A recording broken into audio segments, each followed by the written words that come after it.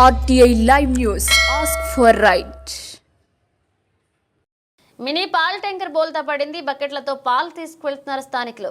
మిర్యాలగూడ పట్టణం నందిపాడు బైపాస్ వద్ద Bolero mini పాల్ ట్యాంకర్ బోల్తా పడింది. ట్యాంకర్ నుంచి రోడ్డుపై ప్రవహిస్తున్న పాలు బకెట్లు బాటిళ్లతో పాలను తీసుకువెళ్తున్నారు స్థానికులు. మిర్యాలగూడ నుంచి నకరేకల్కు వెళ్తున్న పాల ట్యాంకర్ బోల్తా పడింది.